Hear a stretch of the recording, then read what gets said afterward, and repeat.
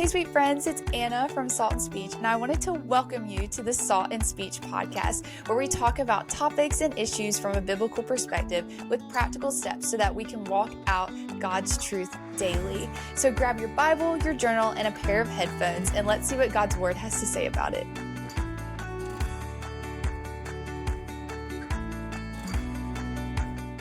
Hey, sweet friends, welcome to the Salt and Speech podcast. I am Anna, your host, and today is an amazing day because I have a guest on the podcast. She is such a good friend. She's hilarious. She's one of my favorite people, and her name is Miss Allison Boyd. So welcome to the podcast, Allison. Hello. I am so glad you're here. So I'm going to give everybody a little rundown on how we met.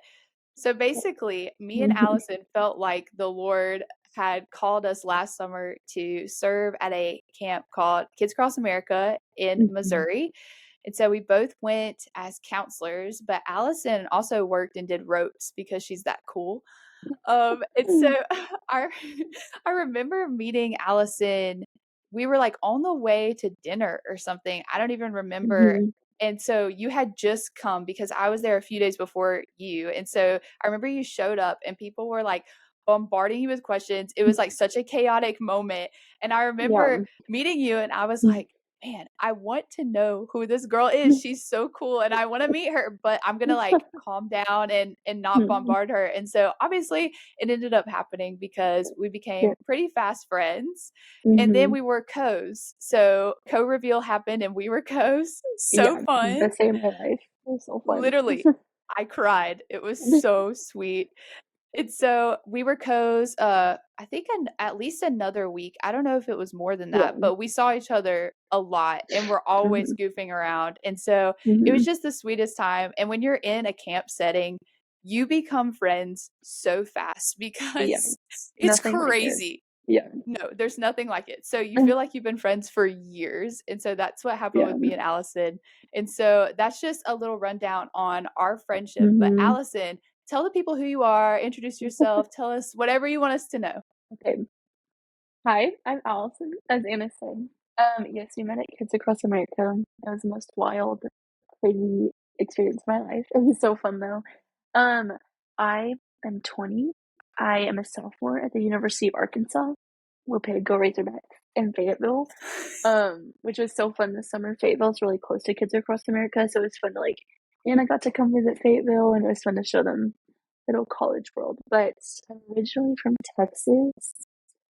I'm in a little town south of Austin.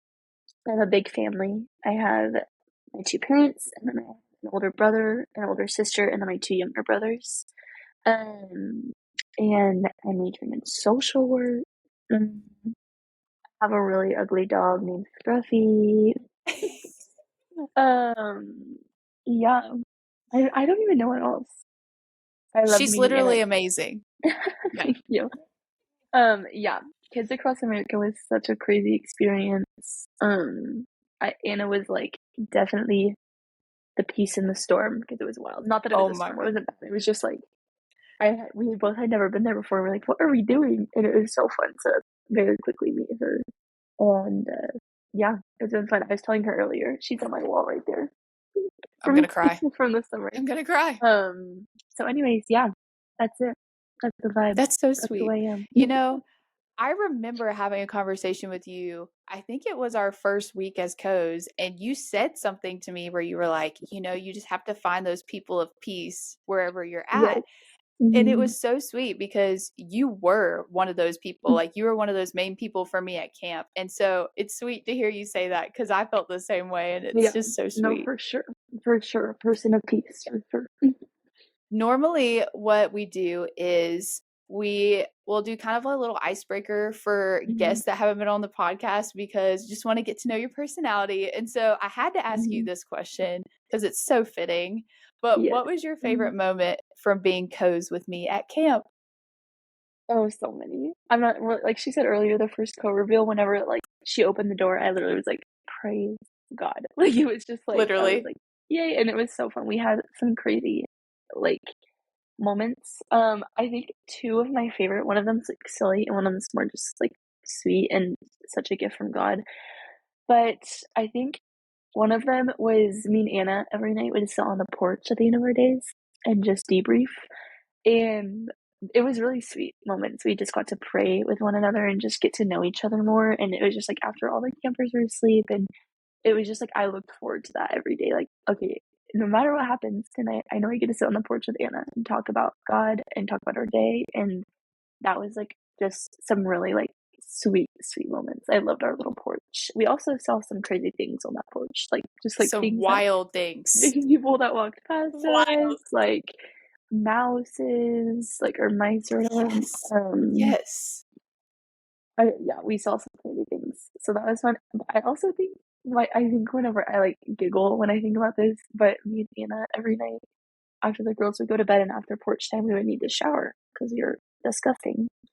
And we would the bathrooms are like connected to the cabin, and so we would literally shower in the pitch black and like set up our like flashlights, and like there's like two showers, like a wall in between, and we both set our little flashlights like on the wall and just like shower in the dark, and it was so funny. Like I just like think about that and I'm like, what? And then like our first week we didn't have any hot water, so we would like turn it on like really really quickly, shower, turn it off. Like it was just so silly, and it was like in the Oh moment I my didn't gosh. mind at all, and I don't anymore, but I was just like, no one else I would have rather done that with than Anna.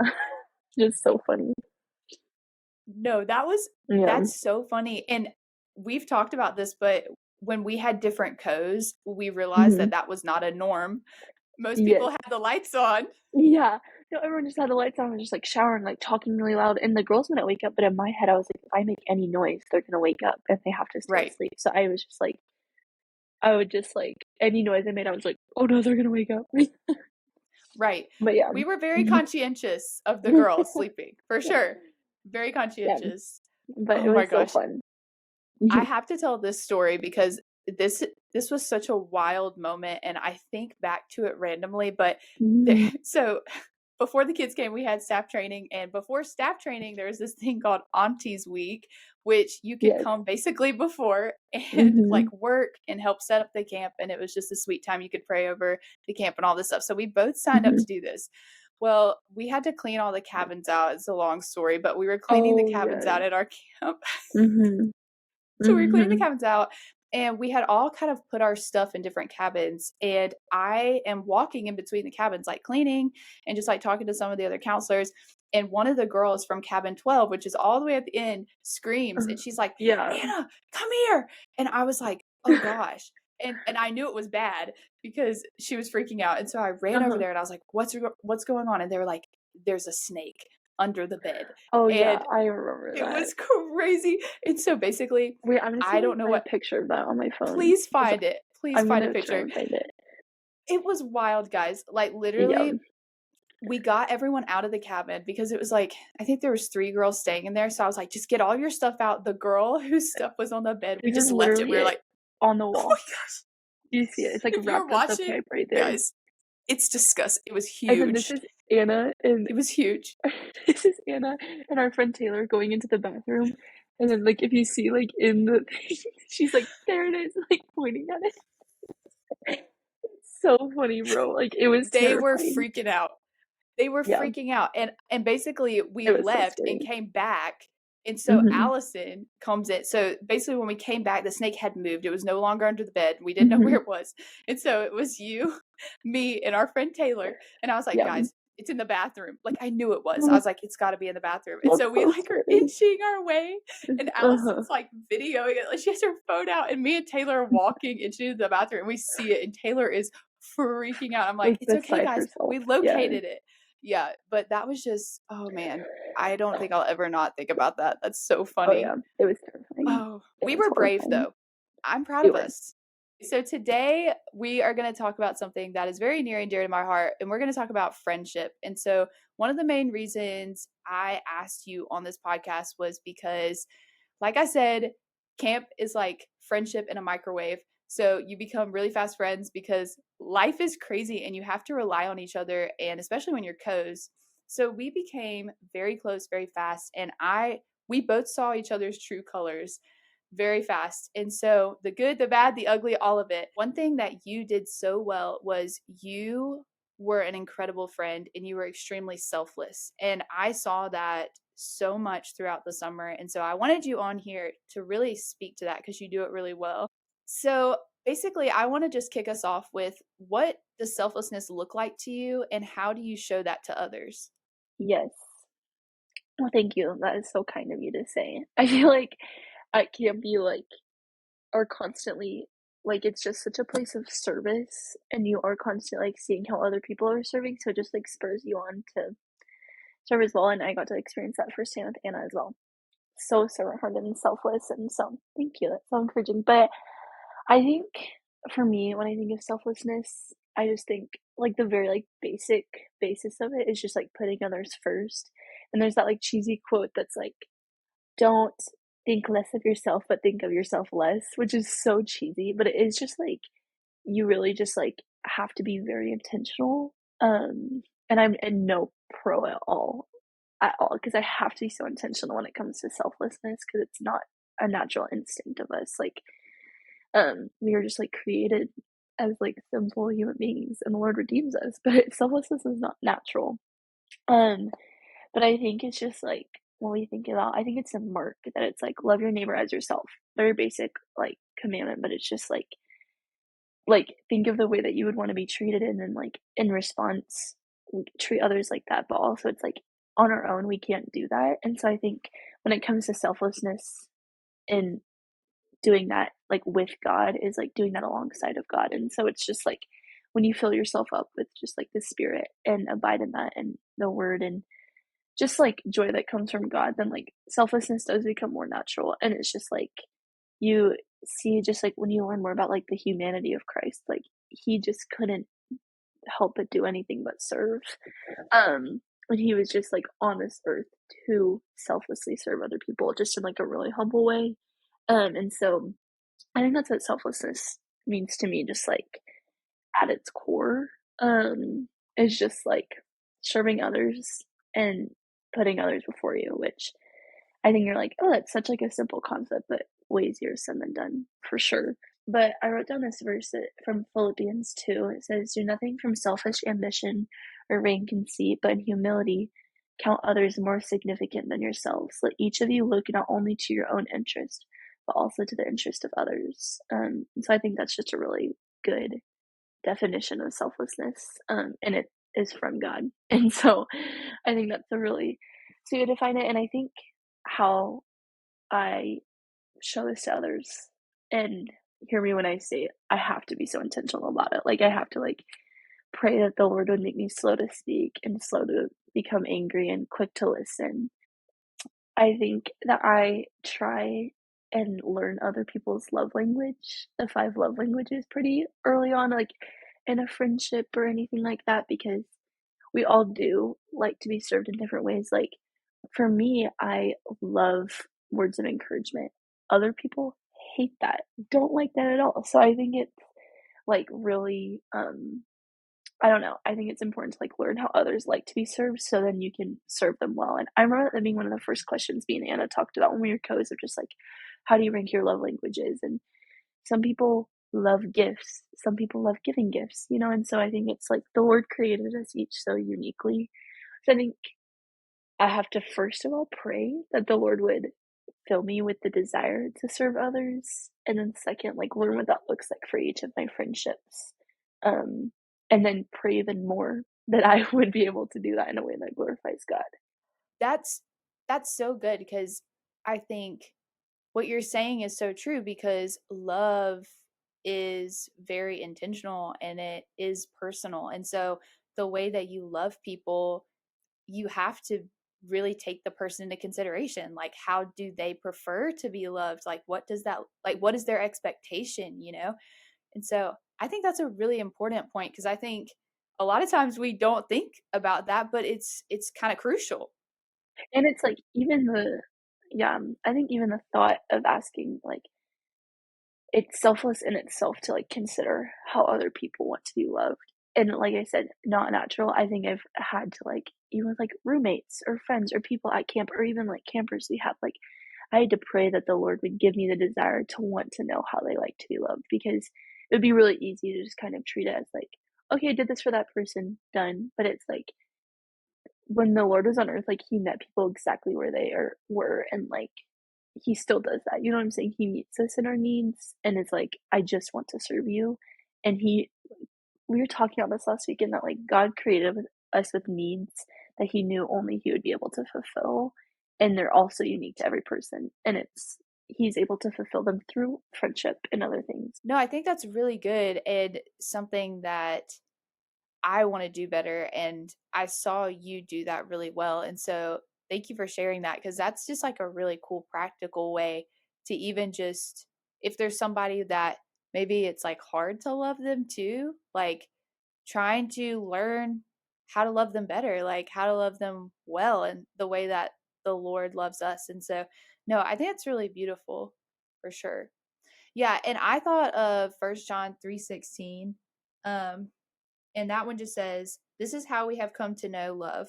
He laid down his life for us. We should also lay down our lives for our brothers and sisters." And to me, that really embodies like servitude and what I saw you do really well this summer. And so, yeah, I mean, that really just encompasses everything you're talking about because even loving people well, it's dying to self so that other people, you can love them well and kind of like putting yourself last, which is hard to do, especially in our culture. And so, I love that you said that. That's a really, really good point. Thank you so much. So, I guess going from that point, how has God cultivated selflessness in your heart? Because clearly you do this well and you gave us kind of a background for it, but what's kind of been your journey with it? Well, like I said, no pro at all. I think that, like I said, with love languages, I even was talking to my mom about this the other day that I think from a really young age, I like have always appreciated acts of service. Like that's like my number one language. Like I like to serve others, and that's how like I get filled up. But also like I like don't mind when people do things for me, and so I think it's like you know what I'm saying. And so I think I'm just like that is how the Lord created me. Like I just like I don't know, but I've imperfectly done that my whole life. You know what I'm saying? But I think the reason for that is the Lord has really graciously placed a ton of people in my life that I've gotten to watch be really selfless. And I've been like, that it's just a really cool thing to watch when you get to watch the people you love the most just be really selfless. You're just like, wow, like the Lord created them like that. And there's so much joy that comes from it. I think my parents, first of all, just are probably the most selfless people I know. Like they just from when I was a really young age, like all me and all my siblings, they just serve us really well. And I just saw what sacrificial love looked like. I think a big part of this is when I was in fifth grade, my parents both just felt called to fostering and adopting and that whole thing. And so we fostered and adopted my two younger brothers. And when we were fostering them, it was like probably one of the harder things that my family has had to do and got to do.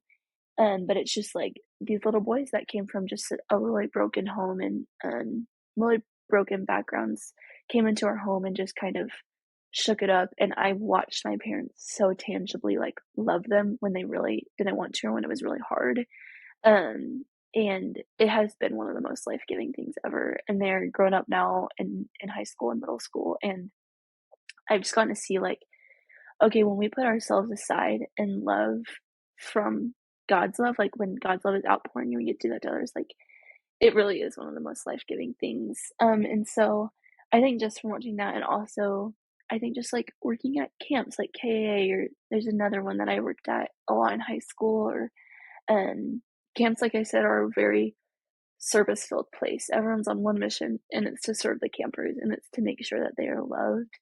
And so I've just been really blessed to just like be around that environment a lot in my life. And so I've just seen what it looks like to serve people when you're so tired and you're so exhausted and you're hot. And it's like, okay, no matter what the condition, like serving others is worth it. And so, and I think even just since being in college, I learned a lot about the humanity of Christ, as I mentioned earlier, and just how like his most natural instinct is to serve his children and his most like the thing he loves to do the most is to bring his children joy and so I think all of those things have just like given me an appreciation for it, and it's still something I have to every day, like, constantly pray that the Lord would still give me the willingness to do that and just still find joy in it, because I think it's easy to feel like you're doing it but not find joy in it, if that makes sense. But anyways, I've just been served really well by God, and He has, like, been able to teach me that, um, it is so joyful to serve others. And yeah, so anyways. No, and that's so beautiful that you grew up in a home that embodied the love of Christ like that, because we are all adopted into the kingdom. We're all adopted, from the Lord. And so you got to grow up seeing such a tangible, example of that love. And it makes so much sense seeing the way that you love and the way that you are selfless because of the way that your parents modeled that.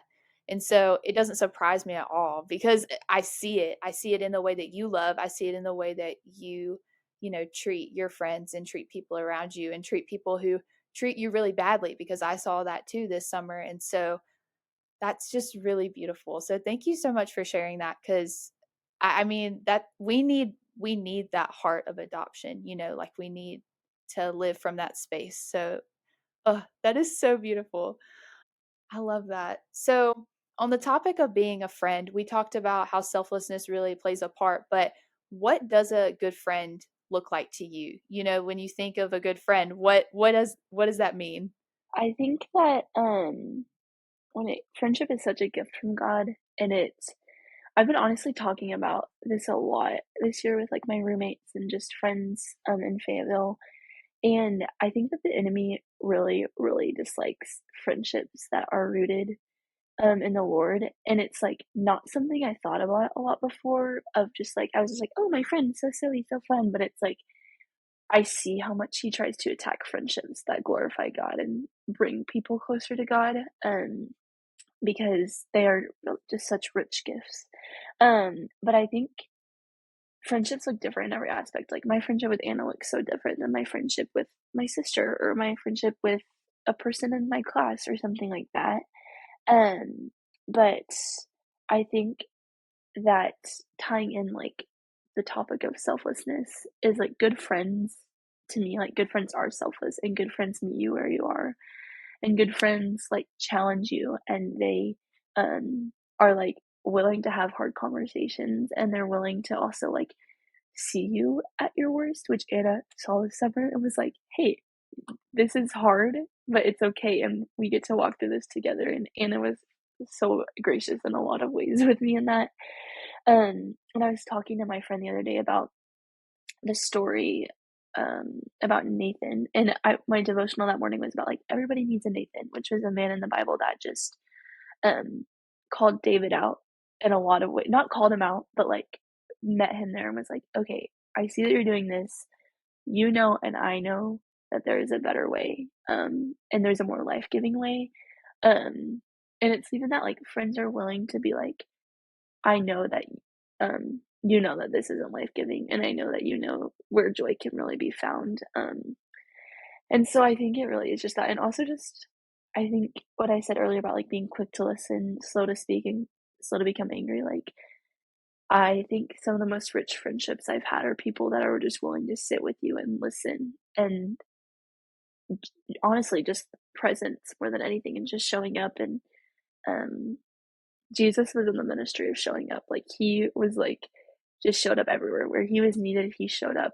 Where pe like, you know what I'm saying? He didn't, like he just showed up, and he was just present, and he, didn't need to make his presence super known, but people knew he was there just because he was consistent in that. Anyways, that was jumbled, but selflessness, showing up, and it's, like, all these things, like, if you don't do one of these things, that doesn't mean you're a bad friend, but I think it is just, like, friendships are a gift, and we need to steward that well because they can really be such a powerful thing for the kingdom, if that makes sense. Everything you said made so much sense, and I think you touched on something that is hard, but it's so good, is normalizing accountability within friendship, because I think a lot of times when we think of friendship, we just think of like yes men who are just like, yeah, you go girl. And it's like, there's moments that obviously you're going to encourage and lift each other up. Like that's so needed. But at the same time, equally, you need friends that are going to be like, whoa, turn back around quick. And so I love that you talked about that because that's another element of being selfless. Because if you're like me, like I hate confrontation. I don't vibe with it. Like I'd rather everyone just be friends.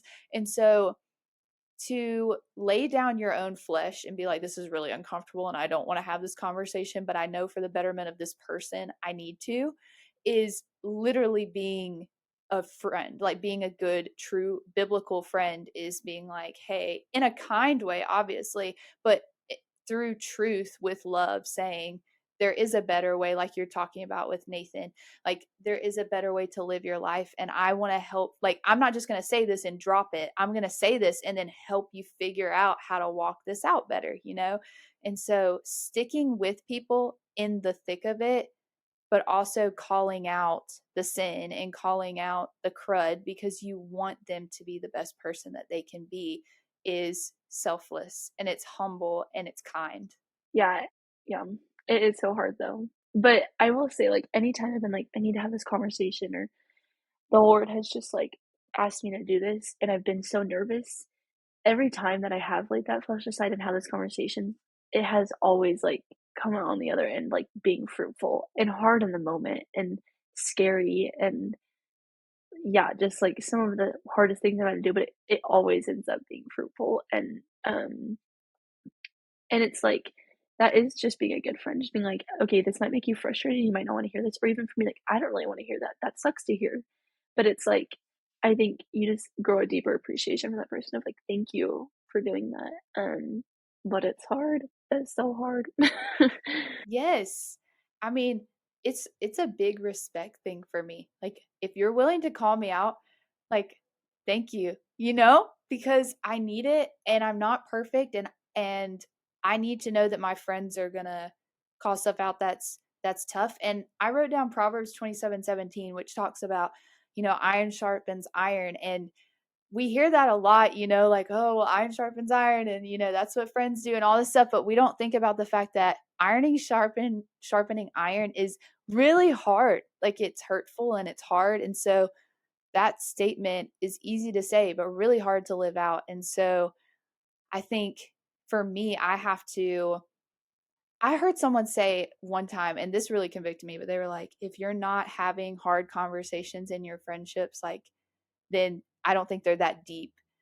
And it really like shook me because there's a lot of friendships I have that I've never really had to have any kind of hard conversations. And it's not like, hey, make it so that you have hard conversations with friends. But I think there's been opportunities where I probably should have said stuff, but I was scared to.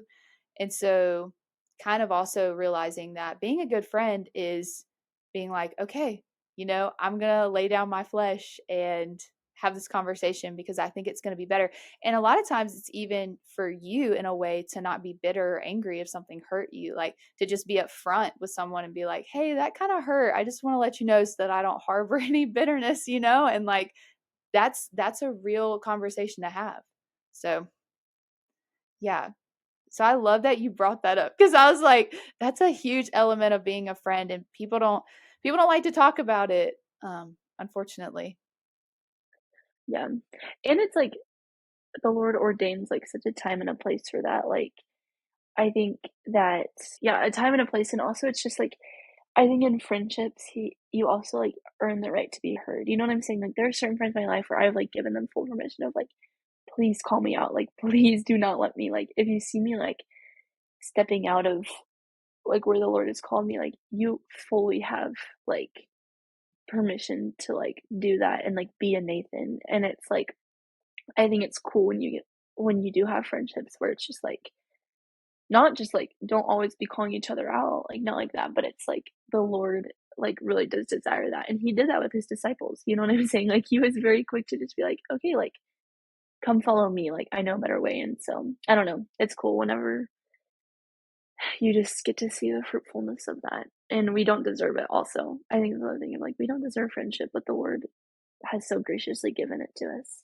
So, Yeah. And I mean, every example that we have for life, no matter what relationship it is, if it's a friendship or family member, whatever it is, it all stems back from the example that Jesus has given us. So, you know, whenever I'm in doubt, I just go read the Gospels. I'm like, how did Jesus handle this hard situation? And so take a lot of inspiration from that. And I think that's such a good starting point. And Jesus was not afraid to say the hard things with love, but he was not afraid of it. So we've talked about how important selflessness is for being a good friend and just other elements that go into friendship. And I think this is such a good conversation because at least for me, I feel like I've been in so many transitional seasons of just moving to new places and doing different things. And even just camp, like, was a big transition for us. And um, I think a lot of times when we move to different places or we're seeking out friendships, our thought is, well, how do I find a good friend? What makes a good friend? Who to look for in a friendship, which is, that's important and great. But I think a more important question is, how can I be a good friend? Because you know you being a really good friend and really working with the Lord and being like, God, cultivate a heart of friendship that's after you is going to attract really good friends. So this conversation is so important because first of all, you have to make sure you're checking yourself and you're sitting there going, okay, before I even start criticizing other people, Jesus says you reflect on yourself. Like, there's a plank in your own eye. And so even just this conversation, realizing like, oh, I could work on that, or like, oh, those are some ways that I could be a better friend, because being a friend is really important before even just trying to get a bunch of friends, because you want to cultivate that within your heart with the Lord. So now that we know how to be a better friend, which is just such a beautiful conversation, but how can we become this selfless, better friend? What are practical steps that you have that will help us kind of start today to become a better friend? well, I've said this a billion times, but take with what I say with a grain of salt because I don't know it perfectly. But I think it's also just cool to.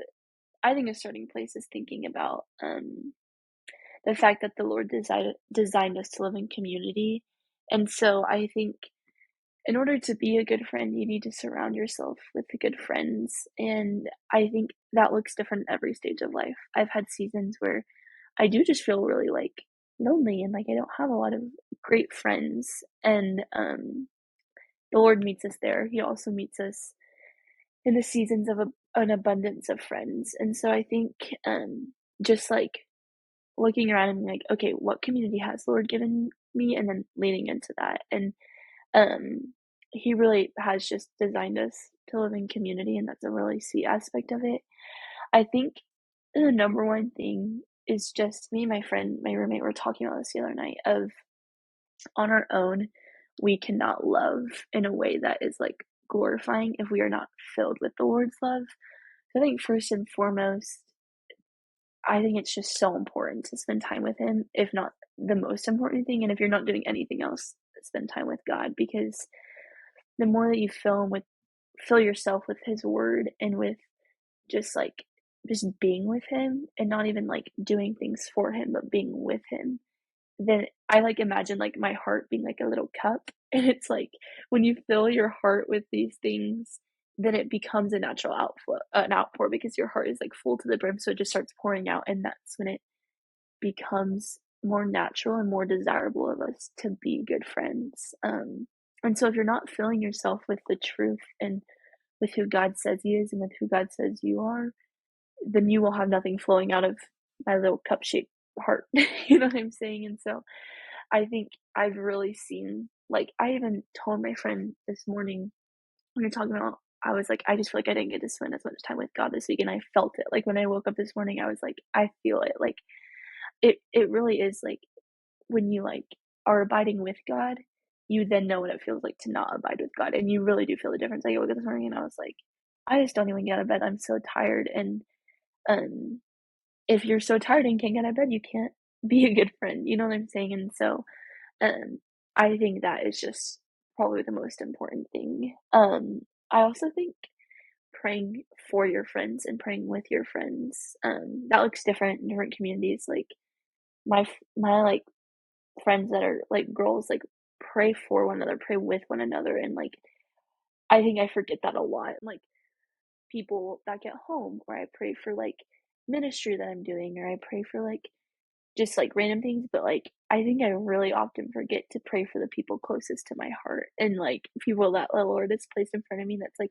how often do I pray for my close friends and ask what they need prayer for? And I think prayer is such a beautiful thing to be in communication with God. And so when you bring that into your friendships, it just makes those friendships really rich. And for me personally, I forget to do that a lot. Like if I have a prayer list, I don't know how often my friends are on it, but I'm like, wait, but I care about these people a lot, you know? And so I just think pray for them, pray with them. And I also think just like praying that the Lord would give you a desire to serve others. And I said that before, of just like that's something I have to pray for pretty often, of just like, okay, Lord, open my eyes to see where I can step into this friendship, open my eyes to see where I could step into serving this person today. Or just like if we try and do it on our own, we're going to miss so many things. But when you bring the Lord into that, and in Matthew, I think 28, he's like, yoke up with me, like, come on, let's do this together. And he like wants to do that alongside of you. And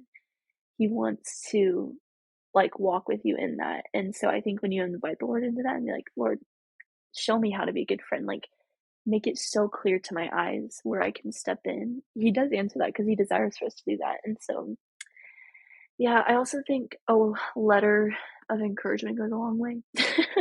Like, like all of these on my wall back here are all like letters that people have written me. And it's like, I've tried to get in the practice of here, just like if I have a moment on a sticky note, just like to one of my roommates, like, hey, love you, you're so awesome. I think that goes a long way for me. Like when I get one, I'm like, this person took time to do that. And um, I don't know, just things like that of just love languages. And you do really have enough time to slow down when you think about it. Anyways, sorry, I'm such a rambler. When I get going, I just can't stop talking. No, it's so good. And I love that you talked about the notes thing because this summer you were so intentional about doing that. Like you would write me notes, you'd write other people notes, and This one's literally from you. so sweet. Oh gosh. I'm like, I So like sweet. read them pretty often where I'm like, they really are just like life giving. And so I think that's it. Maybe if you're listening to this week, write one little encouragement note to a friend or something like that, because it really is like I found a lot of joy in them, honestly. Like the more I do them, I'm like I get excited. I'm like, oh, I get to sit down and write this. Like they can become really fun. And yeah. Anyways. Yes. No, and it is so encouraging. And I think a lot of times we get so caught up in the big things that we don't Hmm. realize how the small things actually mean so much. So doing that, the small things for sure. And I think I love how you talked about your relationship with the Lord and how you can feel when it's off because I mean, even with a close friend, if you go weeks without talking to them, you feel that something's off. And so, same thing with the Lord. And I think we have to, like you were talking about, everything we are and everything we have stems from Jesus. And so, you have to first cultivate this relationship with Jesus before you can cultivate your relationship with people. And so, I love that you talked about that because if we ever want to become the kind of friend that we want to be, the kind of friend that we're called to be, we have to cultivate relationship with Jesus and we have to kind of have that. It's not even just serving God, it's what you're talking about, abiding. It's just spending time like you would with a friend, like going for a walk with them and just sitting with them. And so there's so much beauty about Jesus. And also, like, Jesus is your best friend ever, right? So, like, you know, cultivate that best friendship first, and then it'll outpour into your other friendships. And so, I love that you said that because I think that's central, really. Hmm. And yeah, this morning I was reading Psalms 134 when it's like, He knows my heart, like He like created me like in my mother's womb, and it's talking about all these things, and it's like whether I like it or not, God knows me more than anyone else. Like whether I admit it, whether I give my thoughts to Him, whether I do all these things, like He created me like, so how he wanted me, and he knows every thought, every emotion, every feeling, everything I do, like, he knows those things whether I admit it or not, and so I think whenever you realize that, you're like, "Why would I not lean into this friendship with God?" Because he's already all in, like, he's already there. He is already, like, so, so excited to, like, he already knows me, and he's so excited for me to get to know him because he's like, "I promise you it is the best thing." And so, I don't know, I even this morning, I was like, I probably have a lot of things that I don't bring to God, but he already knows those things, and he meets me exactly where I am, which I'm like, "You're crazy for that, but thank you." But anyways, we do love that. Praise God. That's so beautiful. I want to read a passage before we end, but it's Colossians 3, and it's 12 through, let's see, it's 12 through 15. So it says, "Therefore, as God's chosen ones, holy and dearly loved, put on compassion, kindness, humility, gentleness, and patience, bearing with one another and forgiving one another if anyone has a grievance against another. Just as the Lord has forgiven you, so you are also to forgive. Above all, put on love, which is the perfect bond of unity, and let the peace of Christ, to which you were also called in one body, rule your hearts and be thankful." And so I think that just kind of embodies this entire conversation of how to be a better friend, follow the example of Jesus. Like, put on all of the characteristics of him, get to know the Lord, and then go out and be kind and be intentional and love people where they're at and get to know people so that you can love them better and do the small things like writing notes and just sending a text and just doing the sweet things like here's $5 for coffee, just doing the small things to love people well is, I think, such a beautiful point to just kind of jump off from. So, oh my gosh, thank you so much, Allison, for being on the Thank you, podcast. Anna. This was You're so one of the sweet. greatest friends, for sure. Whenever Oh, I talk about my kudos. summer, I'm like, "Let me tell you about my friend Anna." And Oh it's my just, word. I don't know. It's cool whenever the Lord just like, you're just like, "How did I meet a girl from Georgia that knows me very well and I got to serve alongside of?" And you're just like, "Nothing but Jesus could do that." And I don't know. It's such Amen. a gift getting to learn from you and learn alongside of you. I feel the exact same way. You are such a gift. And I'm so, so grateful that you said yes to talking about this and just Of giving course. us knowledge and wisdom that the Lord's given you. It has honestly been such a fruitful conversation. So thank you so, so much. Thank you. Yeah, well, thank you guys so much for listening or watching. I really pray that y'all got something out of this, that the Holy Mhm. Spirit spoke to you, and that you feel excited to become a better friend and excited to Mhm. really just jump into Yes. your relationship with Jesus and get to Mhm. know him more. And so, yeah, thank you guys so much for being a part of this, and we Yay. will catch you next time on the Salt and Speech Pod. Bye.